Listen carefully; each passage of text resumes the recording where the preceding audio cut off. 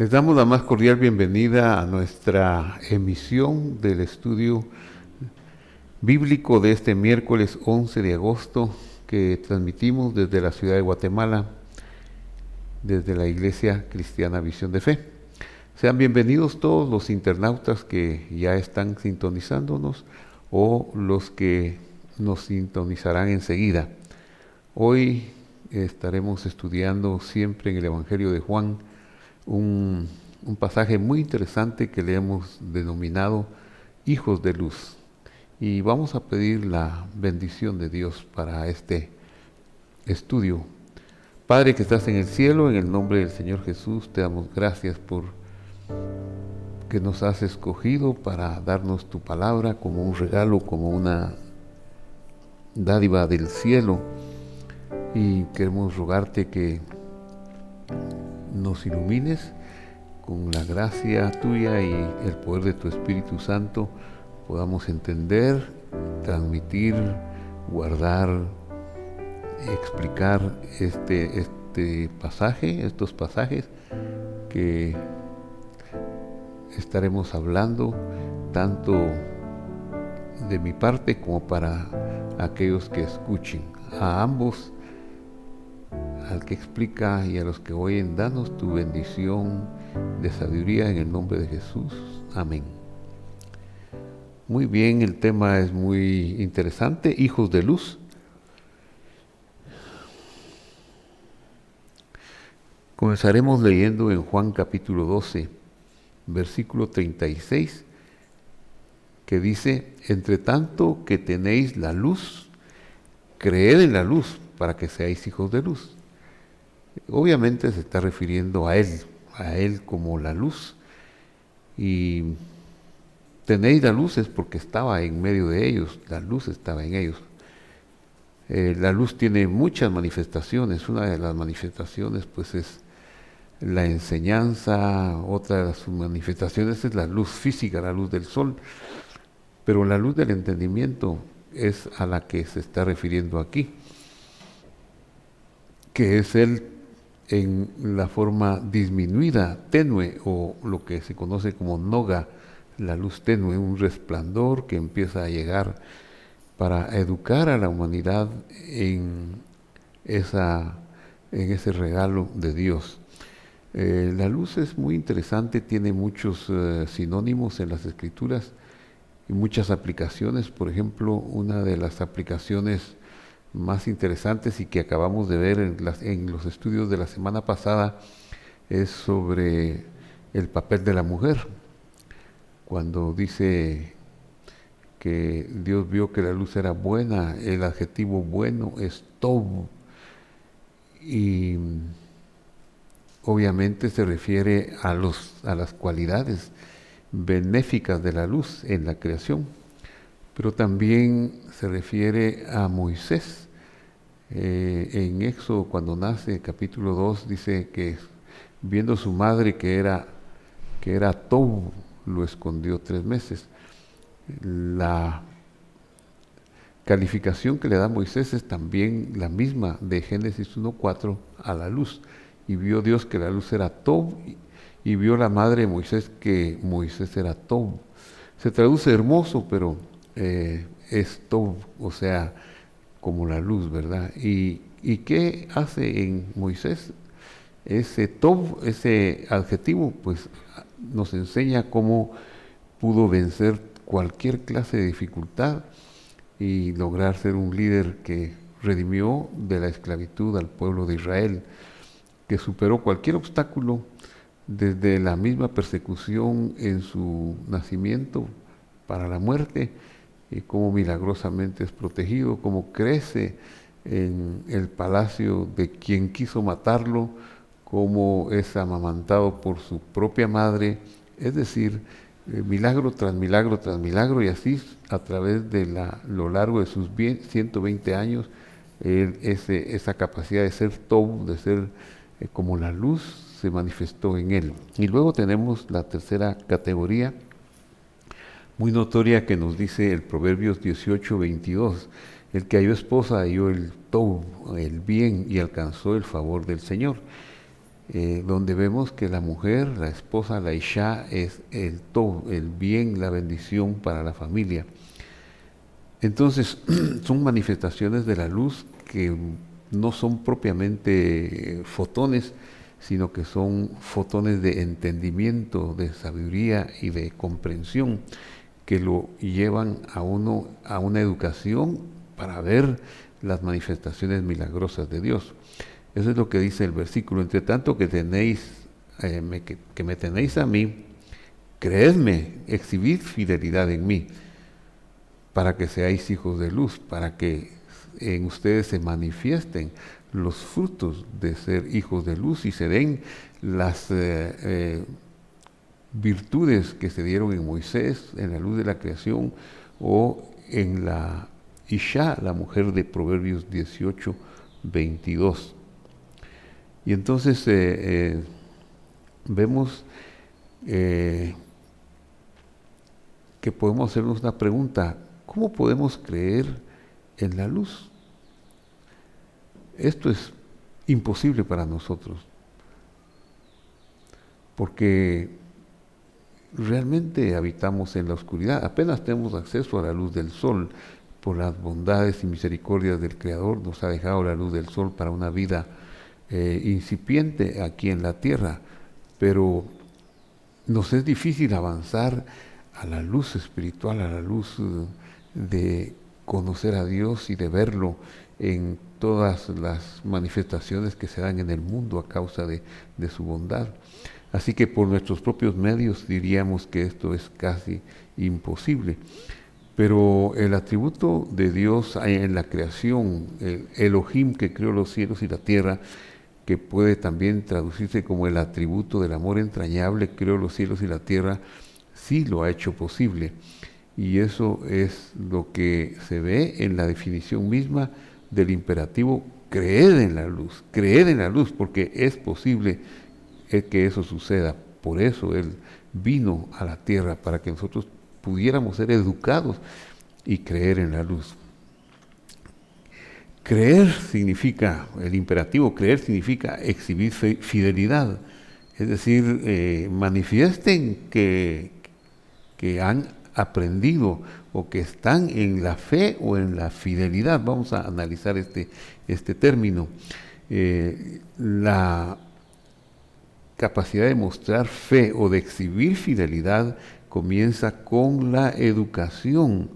Esto lo hemos visto especialmente en el estudio número 42 de esta serie del Evangelio de Juan. Lo invito a buscar en nuestro canal de YouTube o en Facebook, el estudio número 42, y ahí hablamos un poquito acerca de cómo poder alcanzar la fe o la fidelidad.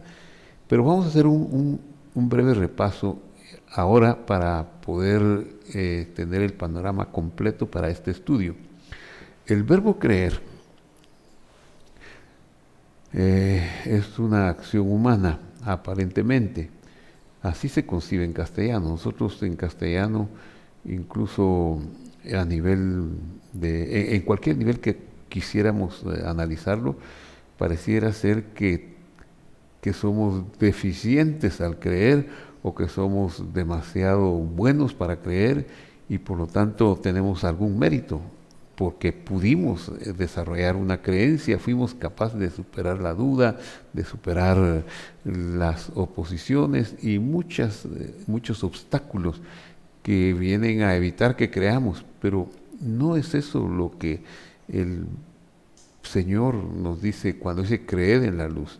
No es eso lo que es creer bíblicamente hablando. Esa concepción que tenemos en nuestro idioma de creer no existe en el idioma hebreo, en las escrituras hebreas, porque todo el edificio de creer se remonta a la educación. Tiene que ver con ser educados. Esa es la única forma de poder llegar a creer. Y eso proviene de la raíz de donde se origina todo el edificio de creer, que su parte última u original es la palabra amén, amán, perdón. Amán es una raíz formada por 3 letras, una alef, una mem y una nun, que da origen a palabras tan importantes como amén, como verdad, como fe, como creer, como fidelidad. Vamos a ver entonces algo acerca de esta raíz amán. Amán, que estoy señalando aquí, ahorita usted puede ver en sus pantallas, estoy señalando con este apuntador rojo. Amán tiene que ver con educar o crear dentro de la verdad. Eso es amán, crear o educar a partir de la verdad. La verdad es emet. Aquí estoy señalando la palabra emet, que es verdad. Esta palabra es muy interesante. El hebreo tiene 22 consonantes y 5 más que son consonantes que cambian de figura al final de la palabra.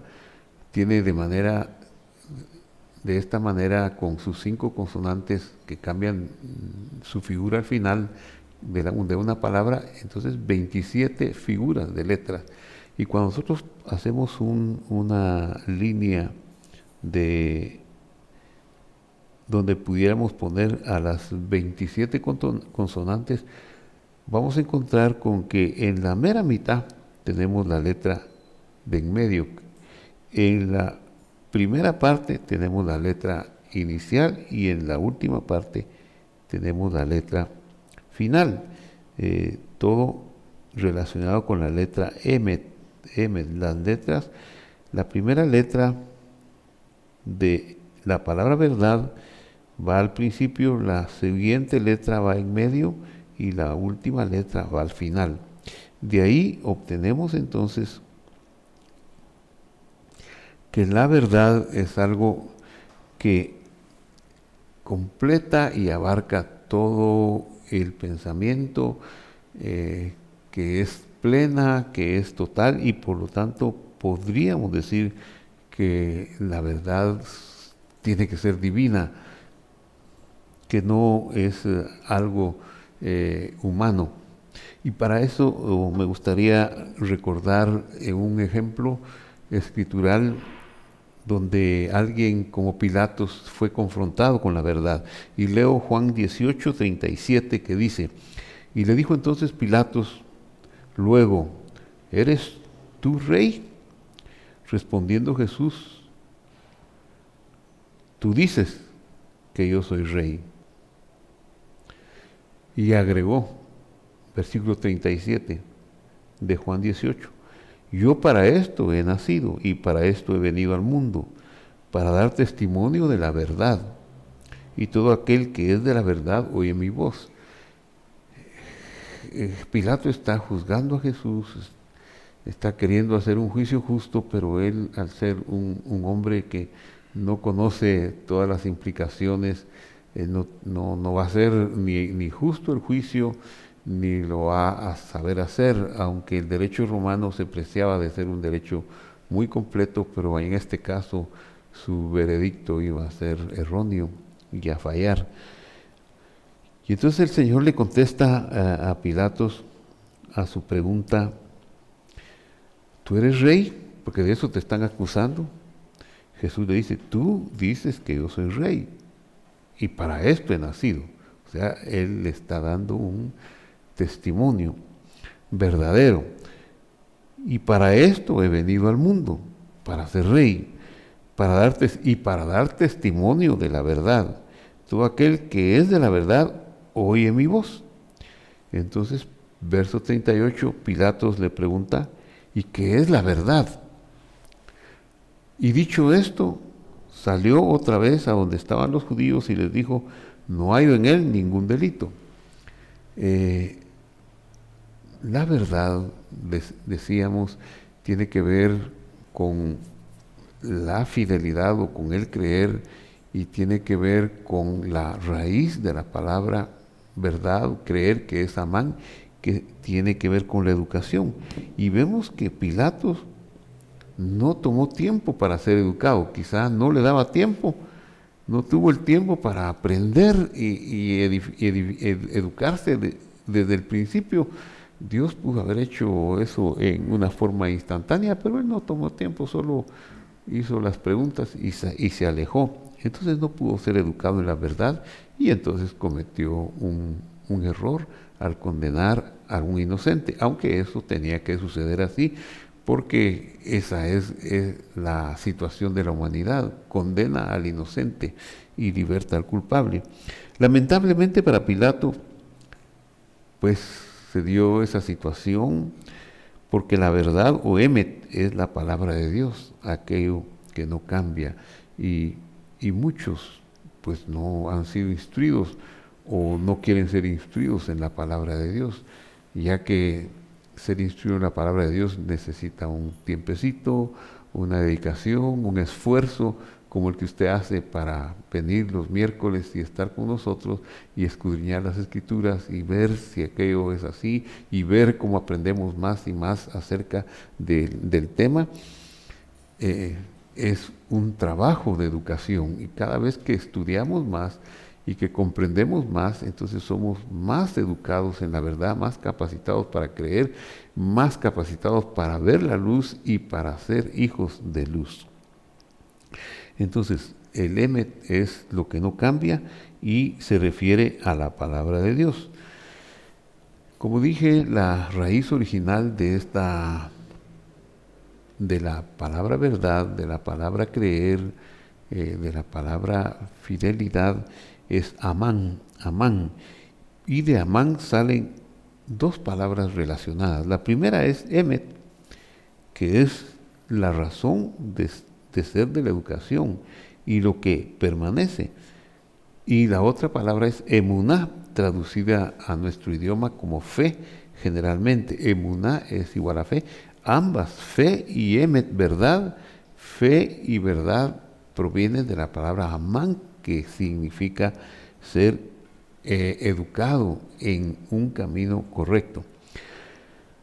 Ahora, fe, su mejor traducción más que fe es fidelidad. Y debemos entenderla en el marco del plan educativo del Señor. En ese sentido, interpretemos los siguientes versículos, dos versículos. Veamos Génesis 15:6. Abraham creyó al Señor y le fue contado por justicia. El verbo creyó es beemín, de la raíz amán, que comparte raíz con verdad y con fidelidad o con emuná o con fe. Está conjugado en la forma causativa, lo que significa que Abraham fue causado a creer. Pero en Génesis 15:6, cuando él ya creyó a Dios y le fue contado por justicia, no es que Abraham en ese momento solamente había tenido contacto con el Señor, no. Él desde hacía mucho tiempo había oído la voz del Señor: sal de tu tierra y tu parentela. Tuvo que dejar Ur de los Caldeos, llegó a Harán, a 900 kilómetros de Ur. Luego de Harán se fue a Canaán, otra cantidad enorme de kilómetros, muchísimos kilómetros, quizás 600 kilómetros. Y entonces él iba dando pasos y pasos.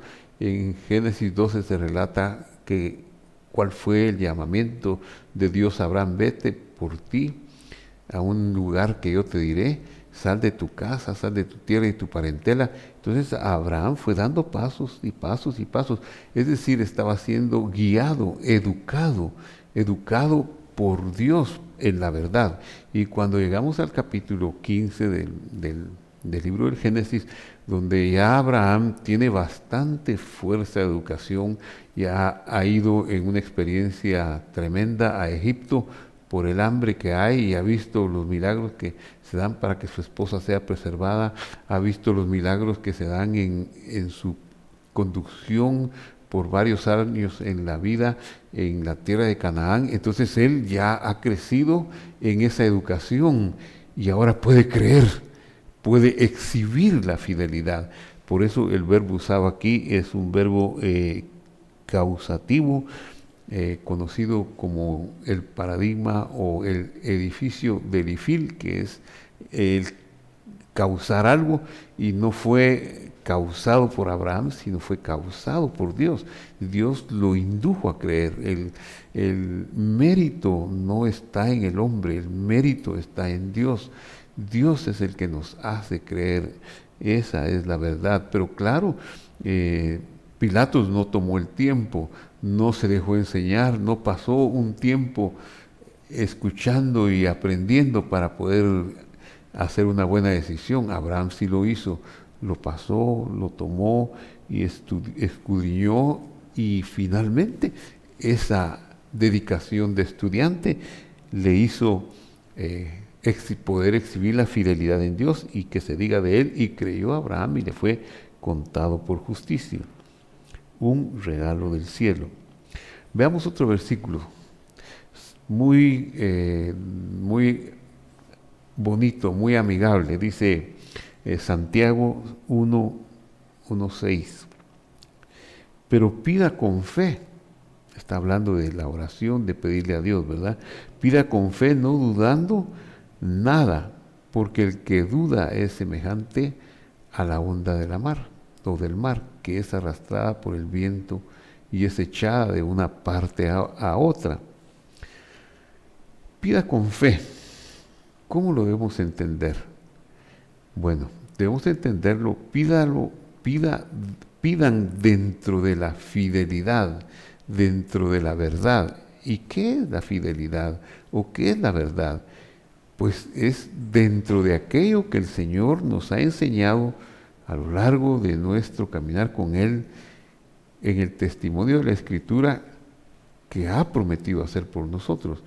No podríamos pedir, por ejemplo, una cosa que no esté en las Escrituras. No podemos pedir una resurrección de muertos en este instante, porque si no nos lo ha sido prometido, no. Pero sí podemos esperar la resurrección de muertos en su retorno. Eso va a suceder, esa es nuestra esperanza bienaventurada. Pero no podemos pedir caminar en el mar, a menos que Dios nos hubiera hecho una promesa de que podemos hacerlo. Pero si no viene esa promesa, nos vamos a ahogar. Entonces, debemos pedir dentro de lo que Él ha prometido, dentro de lo que estamos aprendiendo que es posible para nosotros realizar. Eso es pedir con fe, pedir dentro de las promesas, pedir dentro del testimonio de la Escritura. De lo contrario, podríamos tener frustraciones, decepciones y volver atrás. Solamente pues podemos pedir en relación a lo que tiene que ver con la verdad. Algo que contradiga las Sagradas Escrituras no nos está permitido pedirlo ni acariciarlo como algo que pueda llegar a suceder. Ese es el ejemplo del Señor Jesús en su vida y ministerio terrenales. Nunca se apartó de las promesas de la verdad. Él oraba y lo que hacía era chequear, porque sabemos que oración es una reflexión, es un acto sobre uno mismo, y obviamente nosotros cuando hacemos oración y reflexionamos sobre nosotros mismos, lo primero que tenemos que hacer es a quién he ofendido a Dios, he ofendido a mi hermano, ¿cómo hago para superar esto y poder hacer ya mi oración tranquilo? Pero en el caso del Señor, pues, dice la Escritura, el testimonio de la Escritura, dice que Él no cometió pecado, que no hubo maldad en su boca. Entonces Él no puede estar haciendo una oración de juicio sobre sí mismo, sino está haciendo una reflexión, una indagación de su papel en la vida, de las Escrituras que quedaron en el cielo como un testimonio para siempre. Oh Señor, permanece tu palabra en los cielos, y Él está en la tierra en su acto de disminución, de humillación, y está haciendo esa comparación con las promesas para que su ministerio sea efectivo en la tierra. No obstante que Él es Dios, pero está disminuido tiene que hacer un chequeo con las promesas. Es una especie de ir al tribunal celestial y los ángeles vienen y le asisten, pero le asisten no para hacer un fraude a las promesas, sino para ayudar a promulgar los edictos del cielo, y siempre él salió avante en su oración, en sus reflexiones. Así que él nunca se apartó de la verdad ni de las promesas de la palabra de Dios que habían quedado en el cielo. El tentador no iba a tener éxito con él. ¿Qué caso le iba a hacer a la hora que el tentador le dijera que hiciera pan, convirtiera las piedras en pan, o que se dejara venir del pináculo del templo, o que lo adorara para que toda la gloria del mundo fuera de él? No tenía caso. El tentador iba a fracasar, porque el Señor sabía que es la verdad y que estaba educado y cimentado en la verdad. Y eso es lo que nos puede a nosotros también ayudar a ser exitosos, a cimentarnos en la verdad. Entonces, para que nuestras peticiones tengan éxito y sean contestadas, nosotros también debemos pedir dentro de la verdad, dentro de la emuná, o sea, dentro de la fidelidad de Dios que hemos aprendido que esté en su palabra. Si está en su palabra, podemos pedirlo. Y no es raro que personas, que hermanos, que se basen en un texto de la palabra de Dios que sea revelado para el momento, que miren milagros a su alrededor por aquella fidelidad que están expresando en la palabra del Señor. Entonces, pedirle al Señor no tiene que ver con esfuerzos mentales, con esfuerzos de valentía, que yo me voy a aguantar y le voy a pedir a Dios, me voy a sacrificar porque yo voy a aguantar hasta que Dios me conteste. No tiene que ver con eso, de ninguna manera. Tampoco tiene que ver con el optimismo. Esa persona es muy optimista, es un soñador y eso va a hacer que tenga las respuestas. No, las respuestas dependen de las promesas del Señor, en las cuales nosotros nos hemos educado y nos hemos iluminado, porque dice en la palabra de Dios, dice, el mandamiento es luz, dice, es lámpara del Señor, es el mandamiento, y la instrucción es candela, dice. Y dice el Salmo 119, 105, dice, lámpara es a mis pies tu palabra y lumbrera mi camino, de manera que esa es la luz que nos ilumina para que nosotros también dependamos de sus promesas y pidamos conforme a sus promesas. Volvamos a Juan 12:36. Y habiendo dicho esto, Jesús se fue y se ocultó de ellos. Qué triste, ¿verdad? Qué triste que la luz se oculte de nosotros, que nos abandone por nuestra incapacidad de indagar, de retener, o nuestro deseo de querer ser iluminados y decirle, Señor, enséñame, como dijo aquel, si puedes creer, creo, pero inmediatamente se dio cuenta que había sido una expresión más allá de su capacidad, y por eso le dice, ayúdame en mi incredulidad. Igualmente nosotros podemos mantenernos en sus promesas, y cuando flaqueamos, pues decirle, ayúdame en mi incredulidad. Juan 12:37. Pero a pesar de que había hecho tantas señales delante de ellos, no creían en él. Las señales pues son maravillosas, y dice en el Evangelio también, Marcos al final, Mateo al final, dice que, sobre todo Marcos dice, y estas señales seguirán a los que creen. Y Lucas al final dice, y ellos salieron y predicaron por todas partes, y haciendo Dios señales y milagros, confirmando la palabra que ellos predicaban. Eso es lo que sucede, ¿verdad? Las señales son una forma muy importante en la que Dios confirma lo que sus hijos, lo que sus enviados en la tierra, los instrumentos humanos, después de predicar la palabra, viene Dios y confirma con milagros aquellas palabras que han sido predicadas. Pero no es de todos la fe, no todos van a creer. Algunos se van a burlar, algunos van a decir, no, eso no es así, eso es otra cosa. Pero muchos sí van a creer. Ahora, aquí el Evangelio, en el versículo 37, dice, de aquellos que no van a creer, que no creyeron, pero a pesar de que había hecho tantas señales delante de ellos, no creían en él. Para que se cumpliera la palabra del profeta Isaías que dijo, Señor, ¿quién ha creído a nuestro anuncio? ¿Y a quién se ha revelado el brazo del Señor? Esta escritura es una cita de Isaías 53, versículo 1. ¿Quién ha creído? ¿A quién Dios lo ha hecho creer? Emín es del mismo verbo de Génesis 15:6 usado con Abraham y está conjugado en un binyan, en una forma de conjugación causativa. ¿Quién ha creído a nuestro anuncio? Esto es la pregunta del profeta que se cita aquí en Juan.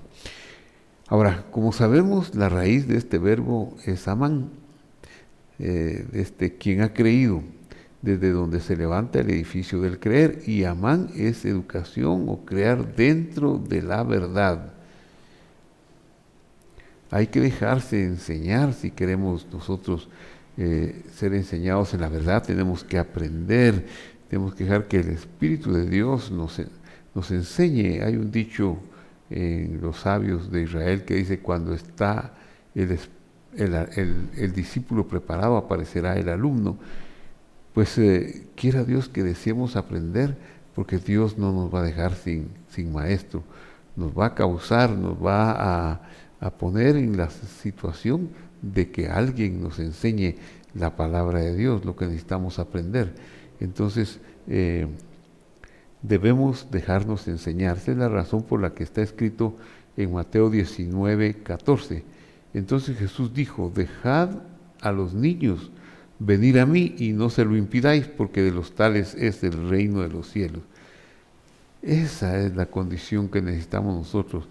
Las palabras del profeta Isaías pueden ser interpretadas como, ¿quién quiere tomar tiempo para ser instruido en la verdad? Pilato solo oyó, yo vine a dar testimonio de la verdad y salió, no se esperó a preguntar siquiera, ¿y cuál es la verdad y cuál es el testimonio de la verdad?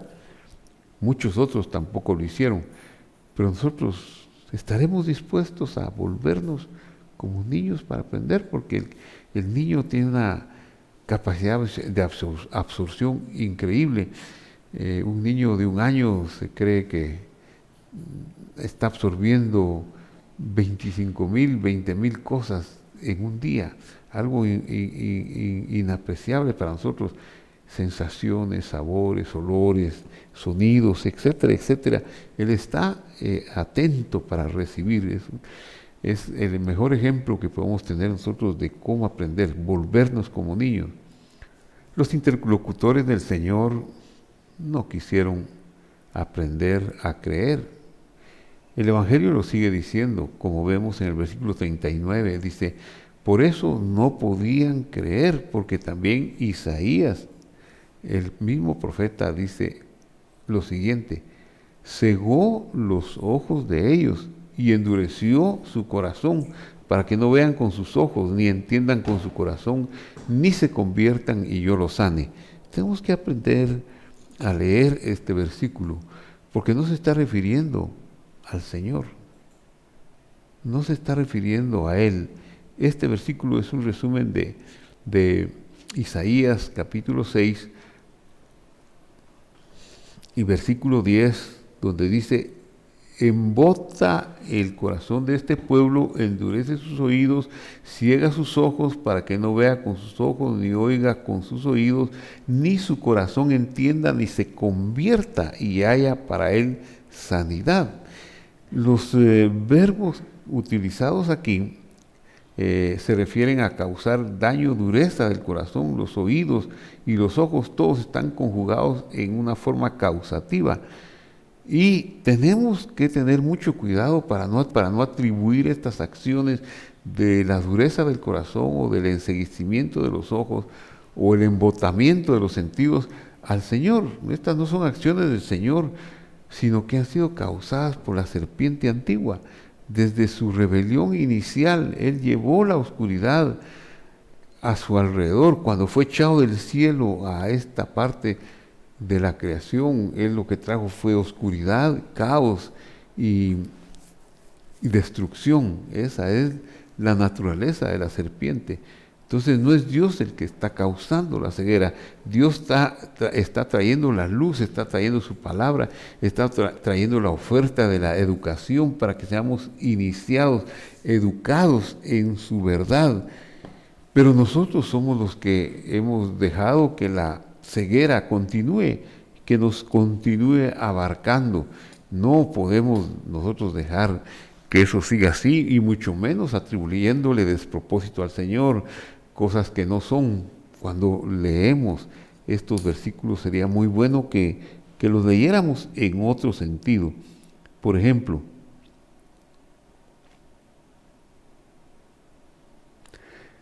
versículo 40 de Juan 12. Cegó los ojos de ellos, leas entre paréntesis, el diablo, la serpiente, cegó los ojos de ellos.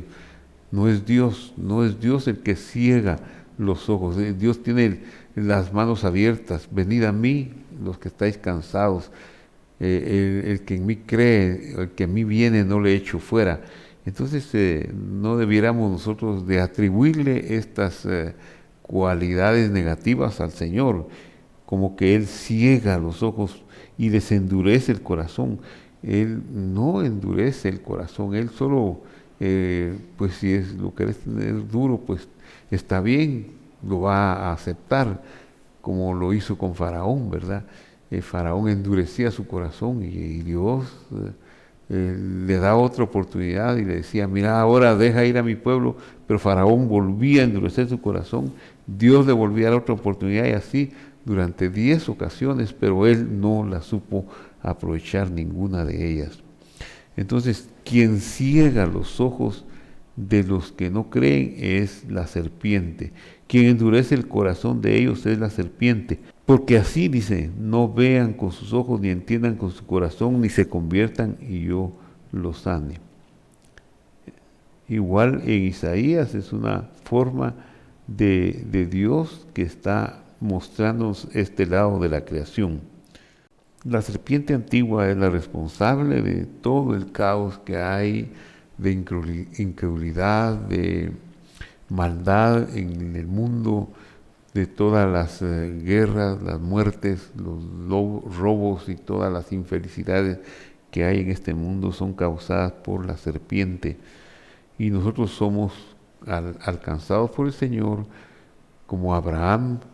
A veces hay que salir de Ur de los Caldeos, tenemos que salir de los lugares donde fuimos aprisionados como esclavos y conducidos por nuestras pasiones e instintos a cometer pecados para el Señor, pero ahora, o en contra del Señor, pero ahora estamos llamados a una vida nueva, a una vida de limpieza, y sería muy bueno que nosotros empezáramos de nuevo hoy en una forma diferente a creerle a Dios y aceptar su palabra, aceptar su nombre.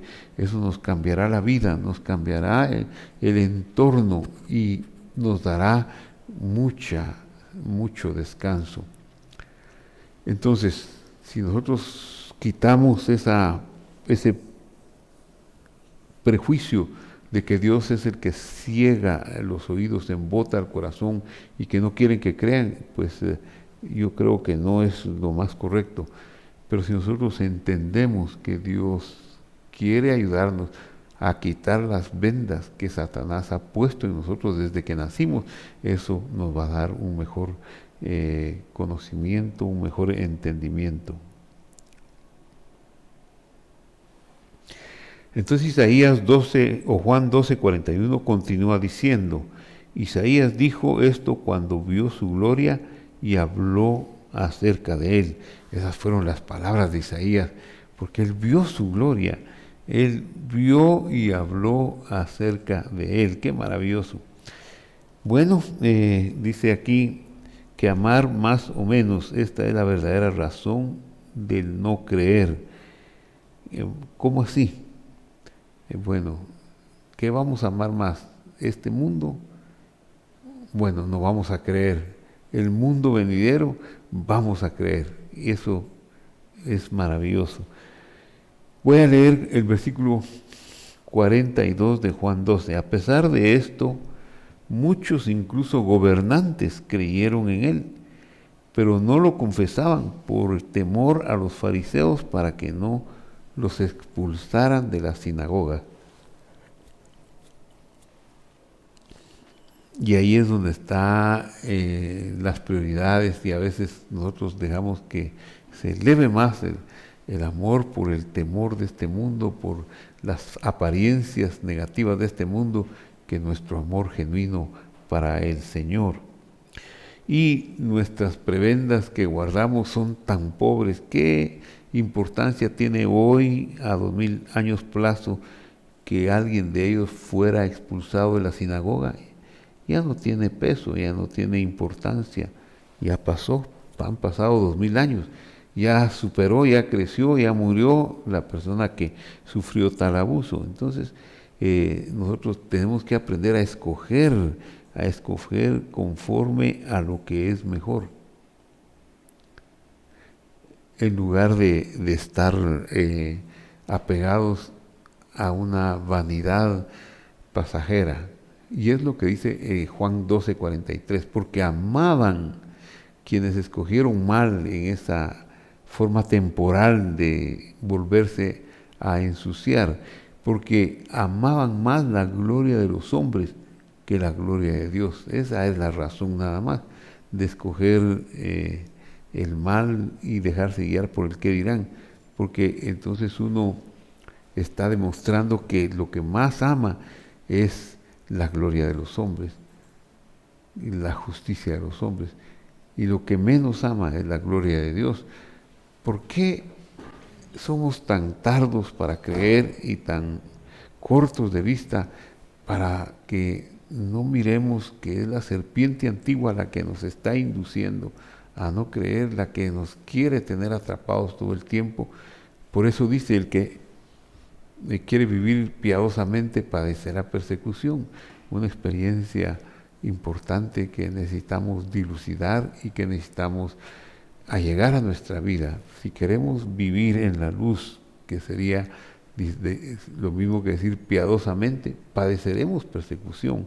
Es cierto, las fuerzas del mal, de la maldad que nos rodean, van a traernos persecución, pero debemos confiar, porque ya fueron vencidas por el Señor. Bueno, creer en Él es como creer como Él creyó. Creer en Él, creamos como Él creyó. ¿Cómo creyó Él? Él creyó en Abba. Abba es el Padre. O sea, en el conjunto de promesas que quedaron escritas en los cielos mientras Él estaba en la tierra, en sus días de humillación. Eso es creer en Dios. Entonces veamos para concluir las bellas palabras del discurso con que el Señor termina esta enseñanza. Juan 12:44, y clamó Jesús y dijo: el que cree en mí, no cree en mí, sino en el que me envió. Entonces, cuando creemos en Él, no nos vamos a quedar en esa parte nada más. Vamos a seguir más y más y más hasta ver su misión completa y ver cuáles fueron las promesas que Él guardó y las que Él dejó en el cielo que tendría que cumplir. Eso es lo que está diciendo aquí. Y el que me ve, ve al que me envió. O sea, Dios era... Ver a Jesús era ver a Dios. Ver a Jesús era ver la luz de Dios, gracias a Dios, velada por el velo de su cuerpo, pero era la luz de Dios, porque eso es lo que dice aquí. Yo la luz, dice, he venido al mundo para que todo aquel que cree en mí no permanezca en oscuridad. Entonces el Señor mandó al Señor Jesús y hoy se le predica al Señor Jesús. No todos quieren oírlo, pero todos los que estamos aquí en este estudio queremos oírlo y queremos indagar más y queremos predicar acerca de Él. Eso es maravilloso, maravilloso, que no nos olvidemos de los que están en las cárceles, de los presos, para que les demos a conocer esa luz. Porque yo, la luz, he venido al mundo para que todo aquel que cree en mí no permanezca en oscuridad. No tenemos ya chance para permanecer en la oscuridad. Él vino para iluminarnos, para darnos su fuerza de la luz, y por eso sigue diciendo: al que oye mis palabras y no las guarda, yo no los juzgo. Yo no vine a juzgar al mundo, dijo en otra ocasión. Y el que oye mis palabras y no las guarda, yo no lo juzgo, porque no he venido a juzgar al mundo, sino a salvar al mundo. El que me rechaza y no recibe mis palabras, tiene quien lo juzgue. ¿Y quién es nuestro juez? La palabra que he hablado. Ella lo juzgará en el día final. Claro, la palabra, si nosotros nos dejamos educar por la palabra, construiremos un edificio de exhibiciones de fidelidad en Él, y serán actos que a otros les parecerán imposibles, pero para nosotros será lo mejor. Aún anhelamos caer, morir sirviéndole al Señor. El que me rechaza y no recibe mis palabras, tiene quien lo juzgue. Las palabras que he hablado, ellas lo juzgarán en el día final. Eso es tremendo. El Señor no vino, como dije antes, a juzgar al mundo y a castigar al mundo, sino que vino en su amor a darnos su palabra, a buscar y a ver quiénes quieren acercarse. Pero si no quieren, entonces van a ser juzgados por las palabras que Él dio, por las oportunidades que Él dio. Versículo 49. Yo no he hablado por mi cuenta, dice Él, no he hablado por mi cuenta. El Padre que me envió, Él me dio mandamiento de lo que he de decir y de lo que he de hablar. Fue Dios, Dios Padre, fue la institución divina la que estuvo de acuerdo que Él viniera y cómo se habría de conducir en esta tierra, en sus palabras, en lo que había de hablar, y eso es lo que le da poder a sus palabras maravillosamente. Sigue siendo Juan 12:50, yo sé que su mandamiento es vida eterna. El mandamiento de Dios, del Señor Jesús, es vida eterna. Así pues, lo que yo hablo, no lo hablo como el Padre me lo ha dicho. Repito la lectura del versículo 49. Yo no he hablado por mi propia cuenta. El Padre que me envió, Él me dio mandamiento de lo que he de decir y lo que he de hablar. Qué increíble, ¿verdad? Que Él viniera con todas esas palabras y acciones para hacer mientras estuviera en la tierra. Y termino con el versículo 50. Y sé que su mandamiento es vida eterna. Así pues, lo que yo hablo, lo hablo como el Padre me lo ha dicho. Bueno, mis queridos internautas, hemos llegado al final del estudio de este miércoles y estamos muy contentos que usted haya compartido esta parte de la Escritura, y vamos a finalizar con una oración. Padre que estás en el cielo, gracias te damos en el nombre de Jesús por tu palabra, por la luz que hay en ellas y porque podemos ser educados provechosamente en la luz de tu palabra.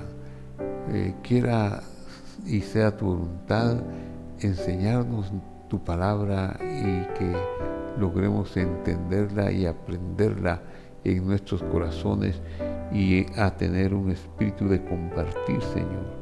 En estos meses que hemos sido encerrados por la pandemia, hemos aprendido a compartir en la familia, pero ahora que volvamos a salir pedimos y rogamos compartir aún con los que nos fueron nuestra familia en el orden de la sangre o de la cercanía, pero que son nuestro prójimo. En el nombre de Jesús, ayúdanos, Señor, a ver tu palabra como lo que verdaderamente es, un pozo de sabiduría, de acciones, de bondades que todavía no conocemos, muchísimas de ellas, Señor. Gracias, Padre, en el nombre de Jesús. Amén y amén. Muy bien, que Dios los bendiga y los esperamos el otro miércoles para un estudio similar, y el domingo entrante tendremos 2 servicios, uno a las 9 y otro a las 10:30, siempre aquí por YouTube y por Facebook. Mientras tanto, que Dios nos bendiga. Hasta pronto.